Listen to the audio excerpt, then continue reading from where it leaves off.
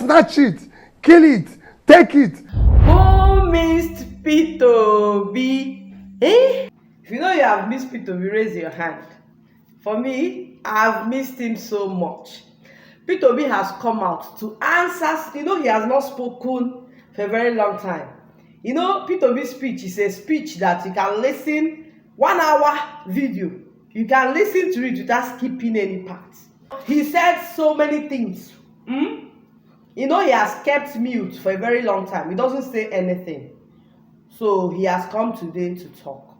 These were the highlights of his speech. 1. Let's start with the call, the alleged religious call that came out the other day with Bishop David Oyedepo. He said that let him assume that the phone call was real. Do you understand? That he was begging for votes, which is what he does on a normal day in his campaign. That nobody heard him saying, snatch it, drag it, run with it, disappear with it. Please, if you know who he's talking about, drop it in the comment section. That he was begging for vote, if at all, that the phone conversation was real. Let's watch it. Well, let's talk about one more apparent scandal. That's that audio leak. You might have talked about this before, but we want to sort of hear it from you again. That audio leak of what appeared to be a private conversation between you and Bishop David Oyedepo, in which you appeared to have described the elections as a religious war, and which has been seized upon by your critics as an example of you promoting a religious agenda. Did that conversation take place, or was it an outright artificial intelligence fabrication, or somewhere in between? Charles, whatever you call it, whatever anybody wants to make of it, it's fine with me. All I can tell you is that, Charles, I'm not a religious or tribal bigot. But you did have the conversation. No. I just tell you, what they make about it is their business. I've shown you several examples this evening of things that was said about me that is false. For dual citizen, for detention, for treason, for this. So whatever they make it, let me tell you, I am not a religious bigot. Right. I'm not a tribal bigot. But did that conversation go and take look place? in the history of this country and ask yourself, how many people have been opportune to serve privately and publicly and surrounded themselves around with Nigerians? I've said it before. I was governor of my state for 8 years. My ADC, which I mention every day, who is the closest person to me, is from Kano. They said, I demolished mosque in Onitsha. I made Muslims to carry ID card. My police commissioner was from Kano. He was a Muslim. My ADC is from Kano. He was a Muslim. And I'm asking his people to carry ID card, and I was demolishing where they go to worship. Now I went to celebrate Salah with the people in the mosque in Onitsha. Yeah, I saw the pictures. And they said it was me who rebuilt the mosque when it was destroyed under another governor. So I built the mosque, but I was being labeled as the man who demolished it. People only bring issue of religion and tribal because they're not competent, because they don't want to serve. Right. So that conversation didn't. So for me, Charles, let me even assume it happened. Do you think I can just pick a phone and say religious war? No. Well, we know there's artificial intelligence that manipulates. There must have been a conversation. Yeah. And but we want to be clear on what you said and what you didn't say. Charles, even subsequent thing, I was even begging the bishop to help me to ask his people to vote, which is what I was doing for 6 months begging. I wasn't saying snatch it, kill it, take it, force it. I was even begging, which shows that I continue to look for vote by begging. He also answered question about him. Can you imagine? Peter Obi, they said he visited Tinubu. Hey, unto say our Peter, don't they give up? Peter Obi said he never visited anybody. The same way he said, I'm not calling anybody. I am not making any call. He also said he has not visited and he's not visiting anybody. He said all these things are done by the opposition. He now also assured the obedience to be steadfast.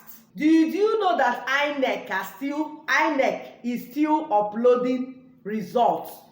Hey! Hear it from Peter Obi. For having me a chance. Now let's turn to the President-elect Bola Tinubu, whom, from what I read, you recently visited or were shown on social media to have visited. That suggests that you're making reconciliation moves. What are the reasons for that? And what would you say to your followers, the obedience, who might, in a sense, feel betrayed by that move, if it did in fact happen? Charles, it did not happen. I've never visited him. I didn't. You know, these are one of the things I'm telling you. They've turned the whole thing into a joke. So what it is now is, what are we going to do to crush this person? What are we going to do to label him this? If it is not to label him tribal bigot, religious bigot, if it's not sticking, maybe we'll find his family, maybe have a love child somewhere, maybe all sorts of things. Charles, I did not visit anybody. Okay, well, that's a clarification. So my followers are saying, we'll remain steadfast in the course we've chosen. And that is to do the right thing. We went into election with a strong faith in the law that was signed by Mr. President, with a strong faith in the statements of Professor Mahmoud, which was said globally, said it in Washington, he said it in Chatham House, in places where even other electoral bodies don't come to say anything. He said it all over Nigeria. Even when people doubted it, he said nobody should doubt it. It's going to be this real time. Why do we have to go through that? Just why do we have to? Why is this country built that things must be wasted? So why do you think he said those things and did something else? We spent nearly $1 billion for this mess. We could have just saved the money. After all, if the university striking lecturers were giving 400 billion, they wouldn't have been on strike. We would have just asked Mr. President, you're going, please appoint somebody of your choice. You would have saved everybody, the parties that were running around, all those monies people use for campaign and everything, running around, even those who shared money for their primaries, they would have saved all that money, even for the forms, and use it to invest in the two critical areas that is keeping this country underdeveloped: education and health. But why do you think he went to all those places, Chatham House and all the places around the world? I don't know. That's what and said those things and then did something else. Else, that's what I'm worried about. And this is not being said by somebody who is uneducated. It's being said by a respected professor. But does that give... That questions the entire... You see, whenever I talk about that the educational qualification is not a measure of integrity. INEC is still uploading the result till today. Does it make sense? Well, presumably that explanation they'll be forced to make it in court. And of course... No, it's not even making it in court. You look at the country. Charles, we have a country. We're not the only country globally. There's hundreds of countries globally. Why must our own be always a problem? He also answered question about Lai Mohammed calling for his arrest. That he made a treasonable statement. He said that's the rascality we are talking about. I was in Onitsha and he went to Washington to call for my arrest there. While I was in Onitsha, that the money they used in taking him to Washington and in London, that it will be enough to build a block of 6 classrooms. Because P2B called them American people for case, they now went to Washington to start dragging P2B there. While him is in Onitsha in Nigeria, they now went to Washington to drag him. Let's hear from P2B. P2B and the word rascality. If you've not learned any English from P2B, hope you have learned rascality. The rascality, they play with that word though. Say, I'm going to stop this rascality. The Minister of Information, Lai Mohammed, recently called for your arrest, accusing you of treason. Do you see any links between your activities lately and any treasonable offences? Charles is height of rascality. Height of rascality. That it was even announced in Washington. I committed a treasonable offense. And I'm in Onitsha. And my minister went to announce it in Washington. This is what I'm talking about. We're not talking about wasting governance here. People don't want to understand. The amount it costs Nigeria for him to go and announce that in Washington can fix, I can tell you, I've been in government, can build a block of 6 classrooms in a primary school. I'm sure if you go to his village, there's so many places where children don't even have desk or classroom to go to school. And instead of using that money to go and do it, he used that money to go to Washington to announce of treason of somebody who is in Onitsha. He doesn't need to do that. It is rascality of the highest order. These are the reason why we want a new Nigeria where things will work the way it works in other climes. From there he went to London, announcing the same thing. Well, I'm in Nigeria. He should have come to see me or invite me and say this is the offense. How did we get here? He also answered question about the story, whatever, that they detained him, arrested him in London. He said it was just a normal immigration check, that he was stopped the way they stop every other person. That it even last up to 20 minutes. They asked him the question they asked him, and they allowed him to go. I like that. Now, there have been a lot of reactions trailing your apparent arrest in London by the British authorities. Some have said that you were being witch hunted by the APC, others that a petition was sent against you, and still others that you were being impersonated. Can you tell us the circumstances of your purported apprehension in London and what has happened subsequently, and sort of clear the air on that? Did you commit an offence for which you were being stopped?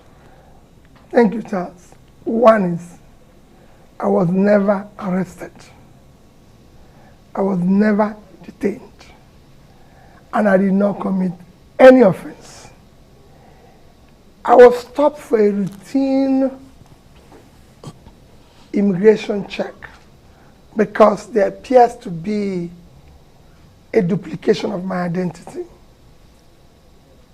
And all this lasted for maximum of 20 minutes.